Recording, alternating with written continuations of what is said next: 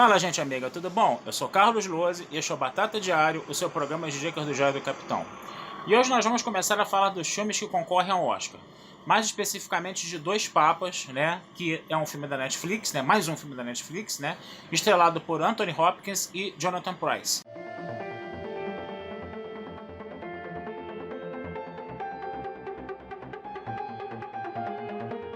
Esse filme já concorreu a 4 Globos de Ouro, né? Acabou não levando nenhum, né? Ele concorreu para melhor ator, né? Que é o Jonathan Pryce, né? Melhor ator de drama.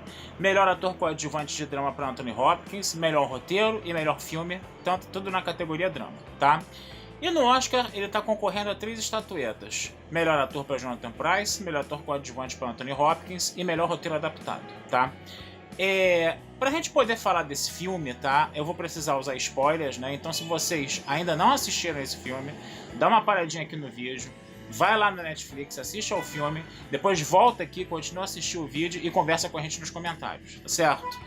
Esse filme, né, ele faz parte dessa estratégia da Netflix, né, de trazer grandes diretores e grandes atores consagrados do cinema, né, pra fazer filmes, né, e conquistar prêmios, né, concorrer a prêmios e conquistar prêmios, né, e elevar a marca da Netflix, né, que tinha a fama de fazer filmes, né, para, vamos dizer assim, de uma certa qualidade duvidosa, né.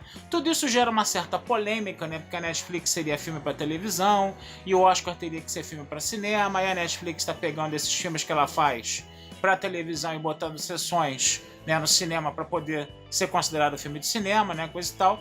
Mas o que está acontecendo? Se no ano passado a gente teve uma tentativa meio tímida com Roma, esse ano a Netflix está entrando com força total e está concorrendo, né, a vários Oscars com vários filmes, né? Então é uma coisa que está dando certo, é uma coisa que está sendo interessante. Interessante também porque o que está trazendo atores das antigas, né, como o Anthony Hopkins, como o Jonathan Pryce, como o Al Pacino, como o Robert De Niro, coisa e tal, para voltar a concorrer, né, em categorias do Oscar, né, o que torna a disputa muito mais emocionante e também é um atrativo para o Oscar, a meu ver, no caso, né. Então eu tô achando essa estratégia toda muito feliz, ao contrário de alguns críticos mais puristas por aí de cinema, né, embora eu também seja um cara muito purista de cinema, diga-se de passagem, né. Mas, pra gente poder falar desse filme, o que se trata exatamente desse filme Dois Papas, né? Ele começa com a morte, né, do João Paulo II, né? E o cardeal Jorge Bergoglio, né, o futuro Papa Francisco, né, recebendo a notícia da morte do João Paulo II, né, na Argentina, né? Que todo mundo sabe que o Papa é argentino atualmente, né? E aí depois você vê todo o processo de eleição do novo Papa, né? Tudo aquilo que os cardeais fazem a portas fechadas dentro da Capela Sistina, né? O Fernando Meirelles, né? Ele acaba, né? Que é o nosso diretor aí, né? De Cidade de Deus, coisa e tal, que vai ser o diretor de Dois Papas, né? Ele acaba, vamos dizer assim, tentando trazer, né, todo esse clima da eleição do Papa, né, que fica lá, que é feita lá a portas fechadas na Capela Sistina, para o público ter uma ideia disso, né? Quem acaba sendo eleito é o Bento XVI, né? Todos nós sabemos disso, né? E aí o que acontece? O Bento XVI ele é de uma ala conservadora da igreja, ele era uma espécie de braço direito de João Paulo II, e ele era um cara sedento por poder, né? E aí o que vai acontecer? Passam-se os anos, né? E o nosso Jorge Bergoglio, né? Ele vai para a Itália, ele vai para o Vaticano, pedir que o Bento XVI assine, né, os papéis da sua aposentadoria. O Bento XVI, ele toda hora fica enrolando em não assinar essa aposentadoria do Jorge Bergoglio. E aí a gente começa a ver a parte interessante do filme mesmo, que é todo o diálogo entre o Bento XVI e o Jorge Bergoglio, né? Que é um diálogo que, reza a lenda, não aconteceu, tá? Mas é um diálogo muito bem escrito, é um diálogo muito delicioso, que começa de uma forma tensa, né? Porque a gente sabe que o Bergoglio é da ala mais progressista da igreja, enquanto que o Bento XVI é da ala mais conservadora. Então é um diálogo cheio de alfinetadas, cheio de finas ironias, cheio de um humor muito inteligente. É um diálogo que prende a tua atenção demais. E você vê só os dois atores ali, o Anthony Hopkins e o Jonathan Pryce, atuando de uma forma primorosa. É um negócio sensacional.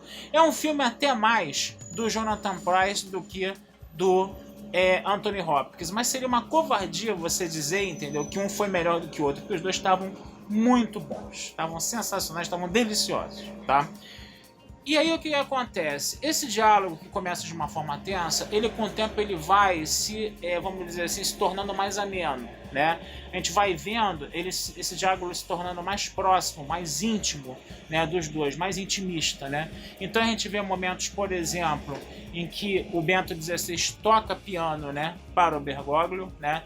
A gente vê um momento delicioso do filme que é o Bergoglio ensinando o Bento XVI a vamos dizer assim, alguns passos de tango, né? É um momento sensacional, um momento muito bacana, né?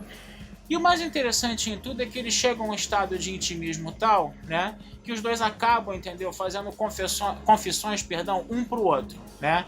O que acontece? Os dois têm, vamos dizer assim, tormentos de erros que eles cometeram no passado. Que tormentos são esses, né? O Bergoglio, por exemplo, ele teve uma ligação com os militares e com a ditadura argentina, né? O que fez com que alguns padres mais progressistas, né, da ala mais progressista da qual ele fazia parte, considerassem ele um traidor. Ele começou a ser visto como um traidor na Argentina. Isso era uma coisa que atormentava ele demais, tá? E, por um outro lado, o Bento XVI tinha um tormento na cabeça, que era o quê? O fato dele ter feito vista grossa para casos de pedofilia na Igreja Católica, né? Esses inúmeros casos de pedofilia na Igreja Católica. Esse, inclusive, é um dos motivos pelos quais, né, o Bento XVI não aceita a aposentadoria do Bergoglio, tá? Porque ele, mesmo sabendo que o Bergoglio pensava de uma forma completamente diferente da dele, né, ele acreditava que o Bergoglio poderia sucedê-lo e poderia ter peito, né, para enfrentar esses casos de pedofilia. Ou seja, o Bento XVI já tinha essa ideia, né, de pedir, vamos dizer assim, a renúncia do papado já muito bem construída quando o Bergoglio chegou lá. E ele queria que o Bergoglio fosse seu sucessor, né? E o Bergoglio, né, que não queria saber de poder, né, acaba sendo eleito Papa, né? Até porque tem inclusive uma citação ao Platão, né, no filme, né? Um dos cardeais fala isso, né? Quando eles ficam comentando que o Bento XVI era muito ávido por poder, né? Um dos cardeais fala, né, citando Platão, né, que o verdadeiro líder é aquele que não cobiça o poder, né? Que era justamente o caso do Bergoglio. E o Bergoglio agora está tentando, né, a duras penas, né, tentar resolver esse problema dos casos aí de pedofilia na Igreja Católica, né? É interessante a gente perceber, né, que apesar de a gente não ver que uma confissão resolva todos os problemas do passado, né, como apareceu no filme, a gente vai na vibe do filme, né? Mas uma confissão não resolve todos os problemas do passado, né? Mas é interessante ver como esses dois homens eles buscam conforto um no outro, né? Na hora de conversar sobre sobre as suas, vamos dizer assim, sobre os seus arrependimentos do passado. Isso acaba, inclusive, humanizando essas figuras desses papas, né? Que é interessante a gente perceber que o filme ele tem essa preocupação de colocar os papas como duas figuras humanas, né? Então eles tomam vinho, bebem cerveja, né? O Bergoglio, enquanto não é papa, ele vai num food truck comprar uns salgadinhos lá para levar pro Bento XVI comer alguma coisa, que ele estava trancafiado lá na Capela Sistina num anexo lá, enquanto estava vendo a visitação pública, coisa e tal, né? E é muito interessante a gente ver como esses dois papas eles vão se aproximando até a gente chegar ao final do filme, que é sensacional, que é o Bergoglio já como Papa Francisco, né? E o Bento XVI, né, assistindo a final da Copa do Mundo de 2014 no Brasil, tá? Entre a Alemanha e a Argentina, né? Já sabemos qual foi o resultado, né? E aí é interessante como você vê essa figura dos dois sendo humanizada, essa coisa toda lúdica do futebol aparecendo aí, né? Então essa é a minha dica de hoje, né? Eu sugiro que vocês dêem um pulinho lá na Netflix para assistir, quem não tem acesso ao cinema, né? Esse filme ainda tá passando nos cinemas por aí, né? Mas para quem tem uma dificuldade maior de acesso ao cinema, que dê um pulinho lá, tá? Vou ficando por aqui, desejando vida longa e próspera a todos, sempre sugerindo que vocês vejam meu site batataespacial.com.br, tá? E que vocês acessem o Diário do Capitão nas redes sociais, tá? Curtindo, compartilhando, comentando, tocando sininhos lá para as notificações para saber quando os nossos vídeos são publicados, tá? E é isso aí, gente. Até a próxima. Um abração. Fui.